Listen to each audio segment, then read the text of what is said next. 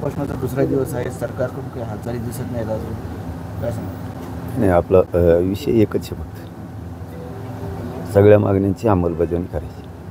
त्यापेक्षा मी जास्त काय बोलू शकतो. गरिबांचं कल्याण करा, मराठ्यांच्या पोरांचं कल्याण होऊ द्या गोरगरीब, याविषयी मी बाकी दुसरं काय बोलणार नाही.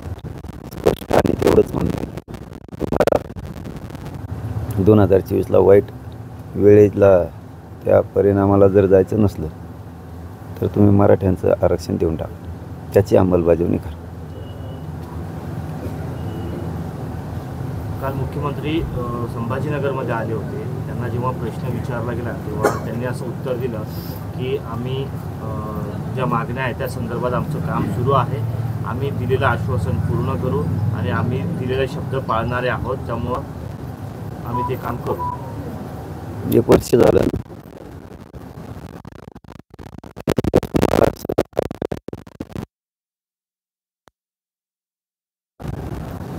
काम किती दिवस असतं? 4-8 दिवस, वर्ष नसतं ना काम चालू त्याच्यावर.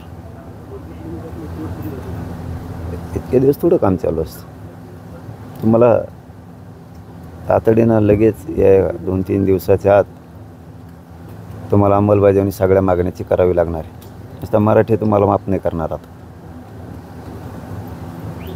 फडणवीस साहेबांनी सगळ्या मागण्याची तातडीने या 2-4 दिवसाच्या आत अंमलबजावणी केली पाहिजे.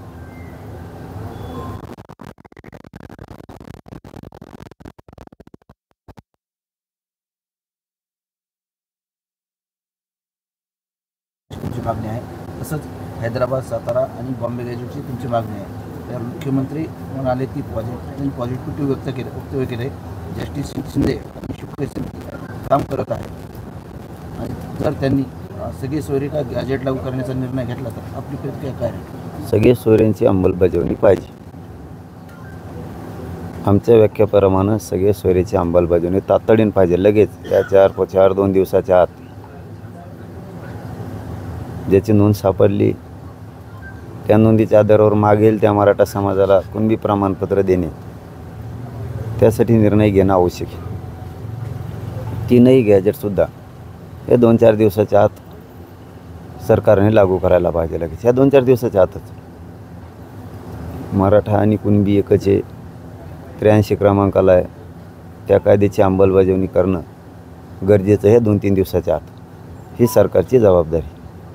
ज्या 8-9 मागण्यात या 2-3 दिवसाच्या आत सरकारनं त्याची अंमलबजावणी करावी. राजकीय भाषा मी बोलत नाही. त्यानंतर आणि मला भागही पडू नका त्या वळणावर जायला. त्या 2-3 दिवसाच्या आत, 2-4 दिवसाच्या आत सगळ्या मागणीची अंमलबजावणी करा. नुसता येता काळ तुम्हाला अवघड असणार 2024साठी. तुम्ही 4 दिवसांनी अंमलबजावणी 4 दिवसाच्या आत असं करावी म्हणताय. हा 4 दिवसात झालंच पाहिजे तुमचा इशारा आहे का, किंवा त्याच्यानंतर काय? मला राजकीय भाषा बोलायचीच नाही. त्यामुळे ह्या 2-3 दिवसाच्या आत सरकारनं अंमलबजावणी करावी आमच्या सगळ्या मागणीची. कायदेशीर आहेत, कायद्यात चौकटीत टिकणाऱ्या आहेत. मराठा आणि कुणबी एक हे 83 क्रमांकाला आहे, त्याची फक्त अंमलबजावणी करायची. सगळ्या सोयऱ्यांची अधिसूचना काढलेली, आमच्या व्याख्याप्रमाणे त्याची फक्त अंमलबजावणी करायची. ज्याची कुणबी नोंद निघाली त्या नोंदीच्या आधारावर महाराष्ट्रातल्या मागेल त्या मराठा समाजाला कुणबी प्रमाणपत्र द्यायचा निर्णय करायचा आहे. 3ही गॅजेट हैदराबाद, सातारा संस्थान, बॉम्बे गव्हर्नमेंटचे गॅजेट ते लागू करायचे. हे 2-3, 3-4 दिवसाच्या आत होऊ शकतं. सगळ्या राज्यातल्या सरसकट केसेस मागं घ्यायच्यात, ह्या 3-4 दिवसाच्या आत होऊ शकतं. हे होऊ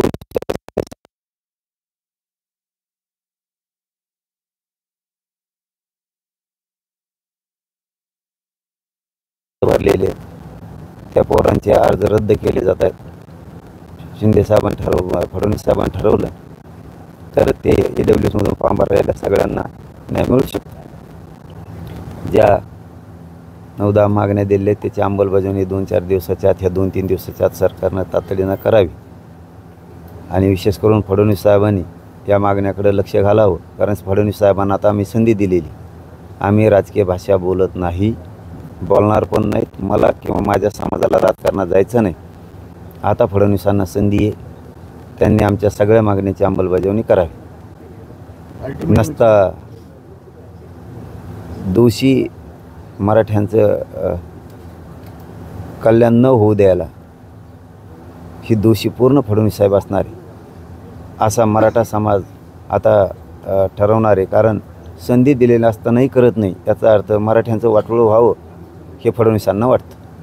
मराठ्यांच्या पोराचं चांगलं होऊ नये, मराठ्यांविषयी दोष आहे. अन्याय करणारा या राज्यात कोण व्यक्ती तर फक्त फडणवीस. मराठ्यांवर अन्याय करणारा फडणवीसच आहे.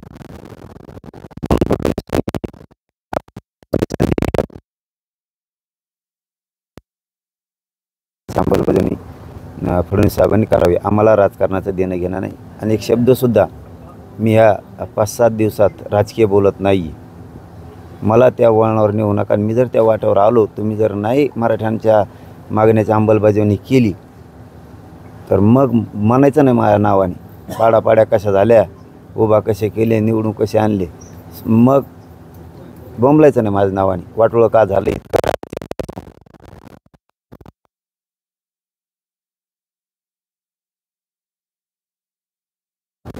संधी वाटते का ह्या संधीचं सोनं करायचं काय वाटतं हे त्यांनी ठरवावं. तर अर्थ त्यांनी काढावा. आता मला माहीत नाही तर अर्थ. आम्ही प्लेन आहेत, एकदम प्लेन. आम्ही सरळ आहेत, प्रामाणिक आहेत की त्यांना संधी दिली. आम्हाला राजकारणात जायचं नाही. आम्हाला काय बाकीच्या गोष्टीचं देणं घेणं नाही. त्यामुळे आमच्या मागणीची सगळ्या अंमलबजावणी करा एवढंच आमचं म्हणणं आहे. आता मला राजकीय वाटावर फडणवीस साहेबांनी जाऊ देऊ नये. त्यांना दिलेली संधी जो फायदा करतो, समाज उघड्या डोळ्यानं बघतो आपला फायदा कोणी केला, त्यांनी त्यांचं आता ठरवायचं काय करायचं. फिरून माझ्या नावाने 2024ला बॉम्बलायचं नाही हे काय झालं. तुम्हाला सगळे सोयऱ्या संदर्भात आश्वासन दिलं होतं, मात्र तुम्हाला त्यांनी असं देखील म्हटलं होतं की काय काय प्रक्रिया होती तुम्हाला सांगितलं जाईल, मात्र तुम्हाला काही सांगितलं गेलं आहे का? काय सांगा आता किती दिवस प्रक्रिया सांगा तर नुसती प्रक्रिया सांगा तर किती दिवस, त्याला काही लिमिट असते का नसते? इतके मूर्ख समजतात का तुम्ही महाराष्ट्रातल्या लोकाला?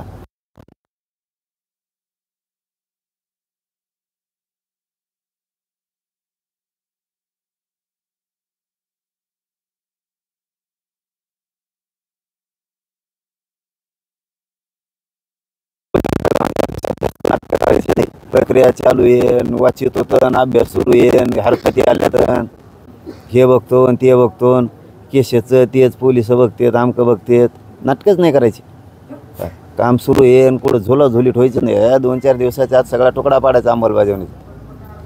दिली संधी तिचं फडणवीसांनी सोनं करायचं. नसता मी जर रस्त्यावर आलो ना, मी जर राजकीय वाटावर जर आलो, त्या रस्त्यावर आलो, खेळ खालाच तुमचा. मला त्या वाटावर नेऊ नका राजकारणाचे. पाटील, मराठा समाजाकडून आशा प्रलंबित झाल्या होत्या की 17 सप्टेंबरच्या दिवशी मराठवाड्यातल्यांना तरी आरक्षण दिलं जाईल असं म्हणजे वाटत होतं. मराठा समाजाही येड्यात काढीत येत रे, येड्यात काढीत येते लोकाला. मराठ्यांचं असं नुसतं म्हणायचं देऊ, धनगर बांधवांचं असं नुसतं देऊ, नुसते नादी लावित येते सगळ्या जातीला आणि येड्यात काढीत आणि सत्ता भोगीते.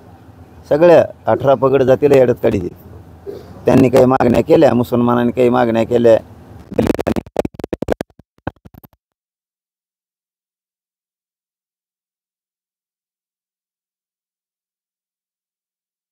नुसतं येड्यात काढणार हे लोक, नुसतं पागल समजणार आणि सत्तेवर जाणार. ह्यावेळेस सुट्टी नाही. आता मी म्हणून सांगतो, मला राजकीय भाषा बोलायची नाही. आमच्या सगळ्या मागण्याची अंमलबजावणी करा. मला माझ्या समाजात राजकारणात जायचं नाही. तुम्ही नाही दिलं तर 2024ला माझ्या नावाने बॉम्बलायचं नाही. हे काय झालं मग? उद्ध्वस्त करून टाकीन सगळं राजकीय करिअर, कोणाचं ठेवणार नाही. आयुष्यात का पश्चाताप आला नसेल इतका भयान पश्चाताप येईल तुम्हाला. म्हणून फडणवीस साहेबाला संधी, आमच्या मागण्या या 2-4 दिवसाच्या आत सगळी अंमलबजावणी करून टाका. ते राजकारण तुमचं तुम्हाला लक लाभ. जो समाजाचा फायदा करतो तो समाज उघड्या डोळ्यानं बघतो आपला फायदा कुणी केला. नंतर बॉम्बलायचं नाही. चला, धन्यवाद. मुख्यमंत्री असं काल म्हटले की मुख्यमंत्र्यांनी सहकार्य करा असं देखील म्हटले. सरकारची जी भूमिका आहे ती सहकार्याची आहे आणि आंदोलकांनी देखील सहकार्य केलं. भारतात मराठा समाजाने सहकार्य करावं. भारतात अशी जात नसल की जिने वर्षभर सरकारला सहकार्य केलं, ती मराठा जात आहे. वर्ष झालं सहकार्य करतोय आम्ही. आम्हाला काहीतरी मर्यादा आहेत, आम्हाला पण काहीतरी मर्यादा आहेत, आमच्यावर काही जबाबदारी आहे समाजाची. तुम्हाला वर्ष झालं मदत करतोय आम्ही, सहकार्य करतोय. तुम्ही सहकार्यच करा म्हणत असाल, कोणती सत्ता चालवता तुम्ही आणि कशाला चालवता ती? कशाला चालवता ती? एक वर्ष झालं सहकार्य करतो. उलट तुम्हाला वाईट वाटायला पाहिजे की वर्ष झालं सारखं आंदोलन सुरू आहे. वाईट वाटायला पाहिजे त्यांना की महिलासुद्धा लाखांना रस्त्यावर आहेत, कोटींना समाज रस्त्यावर आहे. लाज वाटायला पाहिजे त्यांना स्वतःला की एक वर्ष आंदोलन सुरू आहे आणि आपण काहीच करू शकणार. त्यांना मनानेच लाज वाटली पाहिजे. आमचं सहकार्यच आहे. सहकार्य किती दिवस करायचं? 2-4 दिवसाच्या आत विषय मार्गी काढा सगळे. तुम्हाला प्रामाणिकपणाने सांगतो फडणवीस साहेब, सगळे विषयाची अंमलबजावणी करा. मुख्यमंत्री असं म्हटले की आमचं पोटात एक आणि वोटात एक असं नाही, दिलेला शब्द पाळणार, कायद्याच्या चौकटीत बसणार आणि टिकणारा आरक्षण देणार, असं मराठा समाजाला आश्वासन दिले. मुख्यमंत्र्यांच्या पोटात काही नाही, वोटात काही नाही म्हणता येत नाही, तेच आम्ही म्हणतोय. म्हणून तो वर्षभर सहकार्य केलं. आता किती दिवस आल्या ना नाही जवळजवळ तुमचा आता पोळा, किती दिवस आम्ही तुम्हाला मानतोय, सहकार्य करतो. याचा अर्थ मराठा संपवावा तुम्ही असं नाही ना त्याचा अर्थ होत. फडणवीसांचं ऐकून तुम्ही आमचा मराठा समाज संपवावाच असं नाही ना. आम्ही तुम्हाला सहकार्य वर्षापासून करतो, याचा अर्थ असा नाही की तुम्ही समाज मराठ्याचा संपवून टाकावं सगळा फडणवीसचं ऐकून, असं नाही ना होत कधी. कॉपी ज्या आहेत त्या मागवल्यात आणि तुमच्या ज्या मागण्या आहेत त्या मागण्यावर सरकार जे आहे ती कार्यवाही त्यांनी दिली. काम चालू करायला काय खडी डांबरीकरण करता का तुम्ही? मुरुम आणून टाकायचं का तुम्हाला काही? काम चालू म्हणजे काय? आम्हाला हे 2-4 दिवसाच्यात आमचे विषय संपव, बाकीचं काम आहेत ना आम्हाला. आमच्या सगळ्या विषयाची अंमलबजावणी 2-4 दिवसाच्या आत संपवा. काम सुरू येईन, छाननी सुरू येईन, सगळ्या सोयऱ्याचं बघणं चालू येईन, हर कधी बघणं चालू आहे, ते नाटकत नाही सांगायचं. 2-4 दिवसात विषय संपवा. हे 2-3 दिवस जाऊन देऊ नका जास्त. 2-3 दिवसाच्या आत ते आता बघू, नसताचं बघू, नाविलाज आहे त्याला. 2-3 दिवसाच्यात आमचे विषय संपवा. हा 6वा उपोषण आहे, हा आरपारची लढाई म्हणतोय चालूच आहे. मी आता राजकीय शब्द वापरणार नाही, मी पहिल्या दिवशी वापरत असतो ते मी वापरलेलं नाही, त्याचा अर्थ तुम्ही समजून घ्या आता. हां, शेवटची संधी का त्यांना? मी काय आता दिली ना, मला राजकीय स्टेटमेंट करायचं नाही, केलं नाही एकसुद्धा. 4-5 दिवसात दाखवा मला. मी एक केलं नाही, राजकीय भूमिकाबद्दल बोललो नाही. मी आता फडणवीसांना संधी दिली, तुम्ही द्या, तुमचा फायदा होईल. तुम्हाला द्यायचंच नाही, फायदे कसं काय करील समाज? तुम्ही म्हणता ना माझ्या तोंडात राजकीय भाषा आहे, आमच्या समाजाचा फायदा दुसरा झाला, हे 2 विषय म्हणता ना तुम्ही देणारच नाही, तर तुम्हाला फायदा कसं काय होईल? तुम्ही दिल्यावर समाजाला दिसतं ना आपण फायदा घ्यायला. आणि राजकीय भाषा तोंडात ते म्हणताय तर बंद केली मी ती. द्या आता या 2-3 दिवसाच्यात सगळ्या मागण्याची अंमलबजावणी करा. आता नाही केलं तर आपल्या नावाने ओरडायचंच नाही भाऊ. 2024ला काय झालं म्हणून इतका भयान दिवस उगलेला तुमचा राजकीय करिअरचा, बरबाद झालेल्याचा कधीच तुम्हाला बघायला नाही मिळाला. हो, कारण मराठ्याचे पोरं आता गप नाही बसू शकत. 2024ला कार्यक्रमच लावणार मराठ्याचे पोरं, खानदानी अवलाद येते. तुम्हाला कळन मराठ्याचे पोरं काय चीज आहेत आता 2024ला. नाही ते 2-3 दिवसाच्यात आमचे विषय सगळ्याची अंमलबजावणी करून टाका. राजकारण तुम्हाला लक लाभ.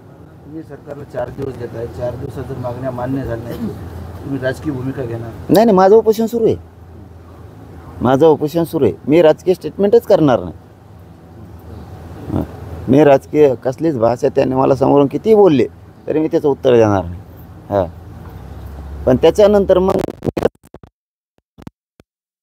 ज्यांच्या कंपन्या आहेत ना सगळ्यांचा नीट करणार.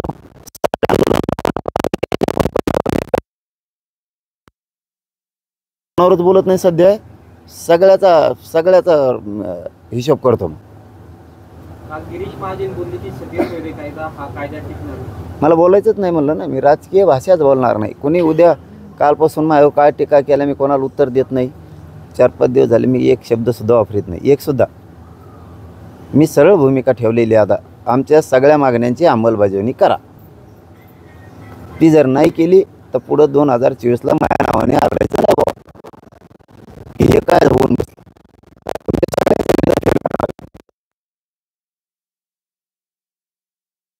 टाकणार सगळं. त्यामुळे मी काहीच भाषा वापरत नाही.